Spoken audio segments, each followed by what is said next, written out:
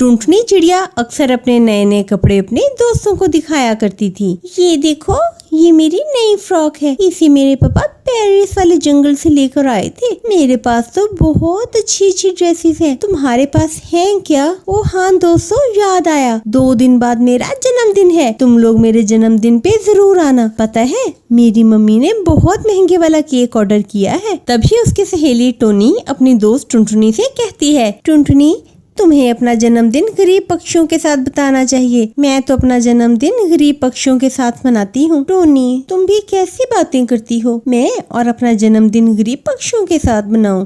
हो ही नहीं सकता ऐसे। मैं तो अपना जन्मदिन बहुत धूमधाम से मनाती हूँ। देखो टुनटुनी, अपने पैसों का ज्यादा घमंड मत दिखाओ। अरे मैं कब घमंड दिखा रही हूँ? मेरे पास अच्छे कपड़े हैं, अच्छे जूते हैं, इसका मतलब है कि तुम मेरे पैसे से जलते हो। मैंने तुम लोगों को बता दिया, मेरा जन्मदिन 2 दिन बाद है, तुम लोग बस आ जाना, ठीक है ना? अब मैं चलती हूँ। ये सुनकर टोनी अपने घर चली जाती है और अपनी माँ से कहती है, माँ मेरा जन्मदिन अगले महीने है, तुम मुझे क्या गिफ्ट दोगी? अरे टोनी बेटा, आज तू ये कैसी बातें कर रही है? तुमसे किसी ने कुछ कहा है क्या? हाँ माँ, मेरी एक फ्रेंड है टुनटुनी, वो अपने पैसों का बहुत घमंड दिखाती है। 2 दिन बाद उसका जन्मदिन है और उसने मुझे भी अपने यहाँ इनवाइट किया है। तो क्या हुआ बेटा, तू चली जाना इसके यहाँ।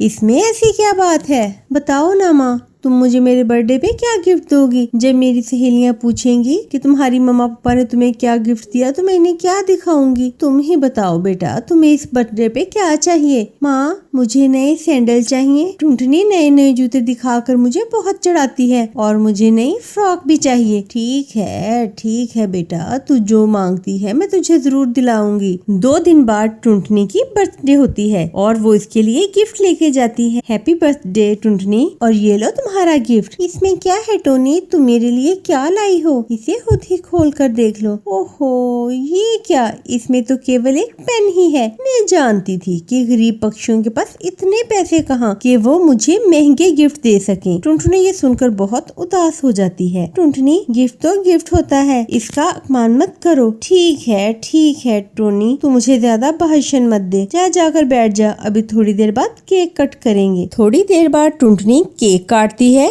और अपने नए नए गिफ्ट्स अपने दोस्तों को दिखाकर नीचा महसूस करवाती है। समय गुजरता गया, फिर एक दिन टोनी का बर्थडे आता है। तभी वो सबको इनवाइट करती है और टुनटुनी उनका मजाक उड़ाते हुए कहती है, टोनी तू अपना जन्मदिन गरीब चिड़ियों के साथ गुजारती है ना, तो मैं वहाँ आकर क्या करूँगी? मुझे गरीब पक्षियों से बहुत एलर्जी है। टुनटुनी, एक बार तू वहाँ आकर तो देख, तुम्हें बहुत अच्छा लगेगा। अच्छा ठीक है, अगर तुम कहती हो तो मैं जरूर आऊंगी। शाम को टुनटुनी टोनी के घर जाती है। वहाँ टोनी की माँ उसके लिए हलवे का केक बनाती है। गरीब चिड़िया के बच्चे वहाँ पे आए हुए थे। ये देखकर टुनटुनी की आंखों में आंसू आ जाते हैं और वो टोनी से कहती है, टोनी तू सच में अपना जन्मदिन बहुत अच्छे से मना रही है। अगली बार से मैं भी अपना जन्मदिन ऐसे ही गरीब चिड़ियाओं के साथ गुजारूंगी। इनके चेहरे की खुशी देखकर मुझे बहुत खुशी हो रही है। टुनटुनी, इनमें से कोई भी अपनी मर्जी से गरीब नहीं है, कोई जन्म से ही अमीर होता है और कोई अपनी मेहनत से बहुत पैसा कमाता है। इसीलिए हमें किसी गरीब का मजाक नहीं उड़ाना चाहिए। वो सब मिलकर टोनी का बर्थडे सेलिब्रेट करते हैं और खुशी खुशी उसकी माँ का बनाया हुआ स्वादिष्ट केक खाते हैं। तो प्यारे दोस्तों, कोई भी इस जहां में अपनी मर्जी से अमीर नहीं होता और ना ही गरीब होता है। इसीलिए हमें कोशिश करनी चाहिए कि हम किसी की दिल आजारी ना करें, किसी को हर्ट ना करें। और अगर आपको हमारी ये वीडियो अच्छी लगी हो तो हमारी इस वीडियो को लाइक करें, अपने दोस्तों के साथ शेयर करें और हमारे चैनल को सब्सक्राइब करना मत भूलिएगा। आपका धन्यवाद।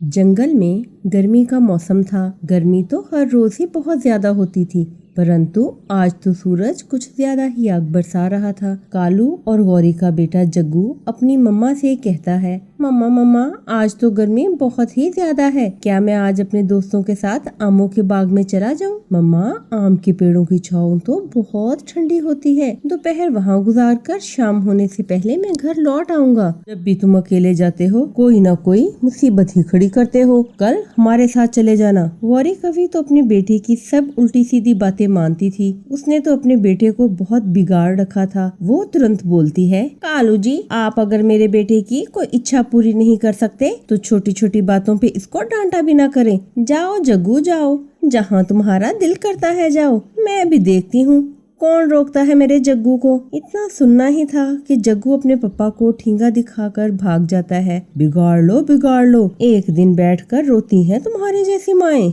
जग्गू, क्या बात है, क्यों बुलाया है आपने मुझे यहाँ? आज मैंने एक बहुत जबरदस्त प्लान बनाया है। आज हम दरिया पे नहाने जाएंगे। ना बाबा ना, मेरी मम्मा तो मुझे मार मार कर उल्लू बना देगी। उन्होंने मुझे दरिया पे नहाने से रोक रखा है। लो जी, बुलबुला तो डर गया। हम कौन सा घर बताएंगे। मैं भी अपनी मम्मा को ये कहकर आया हूँ कि हम आज आमों के बाग जाएंगे। तुम कोई झूठ बोल देना। और कुकू, तुम्हारा क्या विचार है? मेरी कभी अपनी मम्मा से इस पर विचार नहीं हुई, लेकिन मुझे इतना पता है कि हर साल कई नन्ही पक्षी गर्मियों के मौसम में दरिया में डूब जाते हैं और फिर मर जाते हैं। हम गहरे पानी से दूर रहेंगे कुकू। देखना कितना मजा आएगा हमें दरिया के ठंडे ठंडे पानी में नहाने का। हम शाम से पहले आ तो जाएंगे ना जग्गू? आ जाएंगे ना।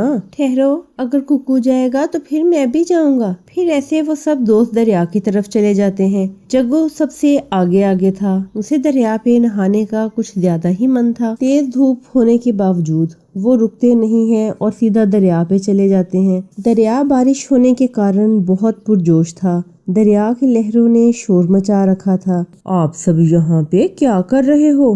अंकल जी, हम यहाँ पे नहाने आए हैं। हम सब दोस्त हैं, लेकिन इन दिनों तो दरिया में नहाना ठीक नहीं होता। तो बूढ़े अंकल क्या सर्दियों के मौसम में नहाने आए यहाँ पे? जाओ और जाकर अपना काम करो। कुक्कू और बुलबुला तो बहुत डरे हुए थे। जग्गू दरिया में कूद जाता है। जग्गू को नहाता देख बुलबुले और कुक्कू का डर भी थोड़ा कम हो जाता है। वो लोग दरिया में कूदने ही वाले थे कि जग्गू के जोर जोर से पुकारने की आवाज आती है, मुझे बचाओ, मुझे बचाओ, दरिया की लहरें मुझे डुबो रही हैं। वो दोनों तो तैरना भी ना जानते थे, इसीलिए किनारे पे बैठे शोर मचा रहे थे। बचाओ हमारे दोस्त को, कोई है यहाँ जो हमारे दोस्त को बचाए, प्लीज हमारे दोस्त को बचाओ। मुझे इसी बात का डर था कुकू।